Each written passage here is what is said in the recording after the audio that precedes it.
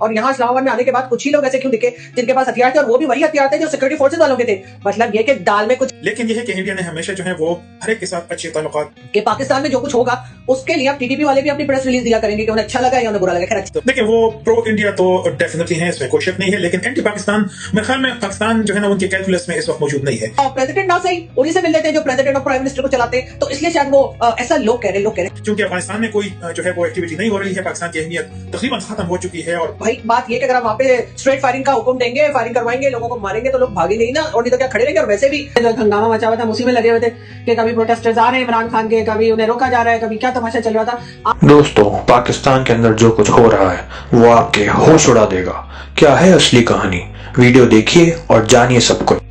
बहुत शुक्रिया उन तमाम ही लोगों का जो अपने कीमती वक्त में से, इतने बिजी शेड्यूल में से आते हैं और हमारी वीडियो को चेक करते हैं। जैसे आजकल मैंने सुना है कुछ लोग बता रहे थे कि जी नोटिफिकेशन नहीं आ रहा है। अब मुझे नहीं पता कि ये नोटिफिकेशन यूट्यूब वालों ने रोक रखा है या हमारे भाई लोग ने कुछ किया हुआ है जो हमारे नोटिफिकेशन लोगों तक नहीं जा रहे। तो अगर आपको नोटिफिकेशन ना मिले तो हर थोड़ी देर के बाद आकर चेक कर लिया करें कुछ आया है वीडियो या नहीं। खैर हम बढ़ते हैं आगे और हम आपको सबसे पहले बताएंगे जी इस्लामाबाद में अब जरा अमन है। वो जो कंटेनर लगा रखे थे गवर्नमेंट ने वो हटा दिए गए। पीटीआई की तरफ से पहले कहा गया कि जी उन्होंने जो प्रोटेस्ट चल रहा था उस प्रोटेस्ट को उन्होंने खत्म कर दिया है। कुछ देर के बाद जो चीफ मिनिस्टर साहब है यानी कि केपीके के चीफ मिनिस्टर अली अमीन गंडापुर साहब, उनकी तरफ से स्टेटमेंट आया कि जी जो प्रोटेस्ट है वो अभी जारी है, लेकिन कहाँ जारी है पता नहीं, इसलिए कि ये खुद भी केपीके जा चुके हैं और बुशरा बीबी के बारे में भी यही बताया जा रहा है कि वो भी केपीके चली गई है। रात में जी हमारे जो इंफॉर्मेशन मिनिस्टर साहब है अता तड़ साहब, उनका कहना ये था कि जी सब लोग भाग गए और यहाँ पे जूते छोड़कर भाग गए। तो भाई बात ये कि अगर आप वहाँ पे स्ट्रेट फायरिंग का हुक्म देंगे, फायरिंग करवाएंगे, लोगों को मारेंगे तो लोग भागे नहीं ना, और नहीं तो क्या खड़े रहेंगे। और वैसे भी आपको तो पता है कि आप लोग तो कुछ देखते नहीं है, अपने लोगों को मारने में तो सबसे आगे हैं, बाकी जगह आपसे कुछ काम नहीं होता, लेकिन हाँ अपने खुद के लोगों को मारने में हमारे लोग बहुत, या हमारी कह लीजिए जो सिक्योरिटी फोर्सेज हैं वो बहुत आगे होती हैं। तो इसीलिए जाहिर है कि लोग भाग रहे थे, दौड़ रहे थे, अपनी जान बचा रहे थे और बार बार ये कहा जा रहा था कि जी ये तो हथियार लेकर आए। कई लोगों से मेरी बात हुई, उनका कहना यह था कि जी वो जो हथियार प्रोटेस्टर्स के पास दिखाई दे रहे थे जो प्रोटेस्ट करने आए थे, वो हथियार उन्होंने जो है वो हमारी ही जो सिक्योरिटी फोर्सेज है उनसे छीने थे। सिक्योरिटी फोर्सेज वाले ये तो नहीं कह सकते ना कि जी हमारे हथियार ही छीन लिए पब्लिक ने। तो उन्होंने ये कह दिया कि खुद ही लेकर आए थे। अगर वो खुद ही लेकर आए थे तो जब आए थे तो वहां से लेकर यहाँ इस्लामाबाद आने तक उनके हथियार दिखे क्यों नहीं, और यहाँ इस्लामाबाद में आने के बाद कुछ ही लोग ऐसे क्यों दिखे जिनके पास हथियार थे, और वो भी वही हथियार थे जो सिक्योरिटी फोर्सेज वालों के थे। मतलब ये कि दाल में कुछ काला है या शायद पूरी दाल ही काली है, लेकिन खैर कोई बात नहीं। उसके बाद हुआ ये कि जी ये कि इस किस्म की ढक्कन हरकतें हमारी एजेंसी वाले करते हैं और उसके बाद कहते हैं हम तो नंबर 1 है। अब मुझे समझ नहीं आ रही क्या ये बोंगिया मारने में या ये इस किस्म के ब्लंडर करने में नंबर 1 है। मेरा ख्याल है इसी में नंबर 1 बताते हैं वो अपने आप को, लेकिन हमें लगता है कि शायद ये लड़ने बढ़ने में या शायद ये जीत जाने में नंबर 1 है। लेकिन खैर वकील जान साहब के पास इन्होंने कहा कि जी वो तो बेलारूस के जो प्रेसिडेंट हैं वो आ गए थे जी, आप तो जानते ही आप लोग। और उसके बाद जी नवाज शरीफ साहब से मिलने वो पहुंचे मरी, ट्रिप लगाया। उसके बाद जी वो गए किससे, भला भाई लोग से मिलने। जी हाँ भाई लोग, मेरा मतलब है आर्मी चीफ से उनकी मुलाकात हुई जी, ठीक है ना। तो ये बेलारूस के प्रेसिडेंट आपको दिखाई दे रहे हैं, साथ में आपको हमारे अभी के आर्मी चीफ दिखाई दे रहा है। बहुत से लोग कहेंगे कि भाई आर्मी चीफ का यहाँ क्या काम, मतलब एक सिविलियन गवर्नमेंट का प्रेसिडेंट जो है वो पाकिस्तान आया है और उससे ठीक है, उससे हमारे प्रेसिडेंट साहब तो मिल नहीं सकते, उनके तो आपको फॉर्म में पता है ना कि फ्रैक्चर हुआ है, ठीक है ना।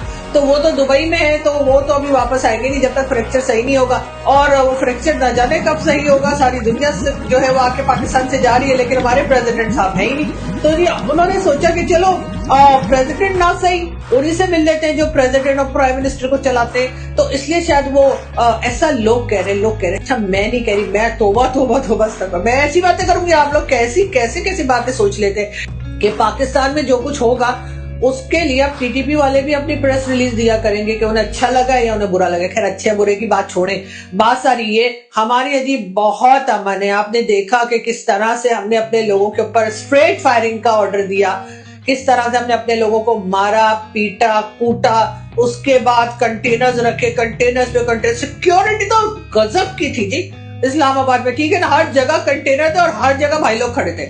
कोई 38,000 के करीब लोग जो है वो सिक्योरिटी के वो जी यहाँ पर इस्लामाबाद में पहुंचा दिए गए थे, सिंध से भी पंजाब से भी, यानी कि परिंदा भी पर नहीं मार सकता था। ये और बातें कि पीटीआई के बहुत से लोग आ गए और सही चिपड़े लगा के गए, लेकिन ये कि पाकिस्तान में जो चैंपियन ट्रॉफी जो होने वाली थी ठीक है ना, तो वो मुझे लग रहा है कि अब थोड़ी खटाई में पड़ गई है। देखिए, वो प्रो इंडिया तो डेफिनेटली हैं, इसमें कोई शक नहीं है, लेकिन एंटी पाकिस्तान मेरे ख्याल में पाकिस्तान जो है ना उनके कैलकुलस में इस वक्त मौजूद नहीं है। पाकिस्तान जो है वो उनके इक्वेशन का हिस्सा इस वक्त नहीं है।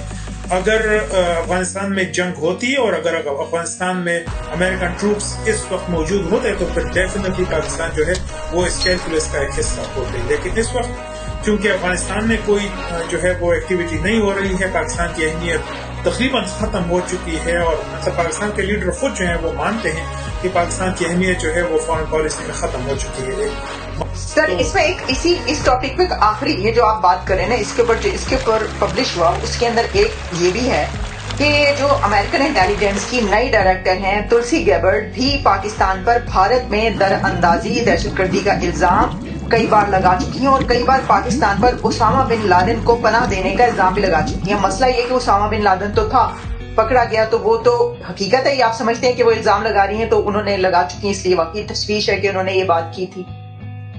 नहीं, देखें, वो जो फैक्ट्स हैं वो तो जाहिर है पूरे मतलब जो यूएस लॉ मेकर्स हैं और जो यूएस डिसीजन मेकर्स हैं उनको तो पता है ना, उनको तो पता है कि दहशतगर्द जो हैं वो कहाँ पे होते हैं, उनके ठिकाने कहाँ पर हैं, उनका इकोसिस्टम जो है वो कहाँ पर है।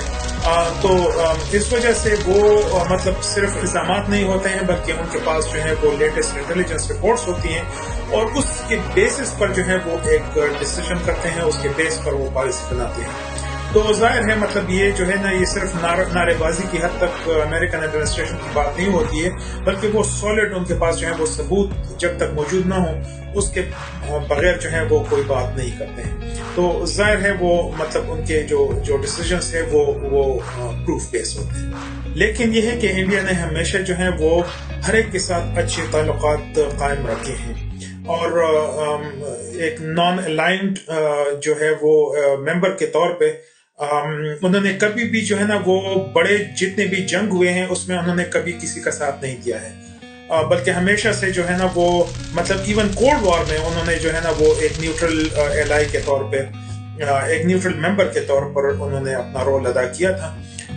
तो वही जो पॉलिसी है जो कि 1947 के इंडिया की चली आ रही है वही पॉलिसी है जो कि मोदी भी उसको फॉलो कर रहा है और वो जो है वो हर एक जो बड़े एक्टर्स हैं उनके साथ वो अपने ताल्लुकात जो है उसको कायम रखना चाहता है क्योंकि उसमें इंडिया की इंटरेस्ट नेशनल इंटरेस्ट जो है वो उससे बढ़ती है। और अगर आप जो है क्योंकि रशिया जो है वो ट्रेड पार्टनर है इंडिया का बहुत स्ट्रॉन्ग ट्रेड पार्टनर है, चाइना जो है वो ट्रेड पार्टनर है डिस्पाइट द फैक्ट कि इंडिया और चाइना के मेजर इश्यूज हैं बीच में, लेकिन वो स्ट्रॉन्ग पार्टनर्स हैं और इंडिया जो है वो यूएस के साथ स्ट्रॉन्ग पार्टनर। अब अंतर्राष्ट्रीय मंच से गायब हो रहा है, क्या भारत की कूटनीति उसकी हार का कारण बन रही है? आतंकवाद के मुद्दे पर पाकिस्तान की सच्चाई क्या है? इन सब सवालों का जवाब पाने के लिए हमारे अगले वीडियो का इंतजार करें। चैनल को सब्सक्राइब करें और बेल आइकन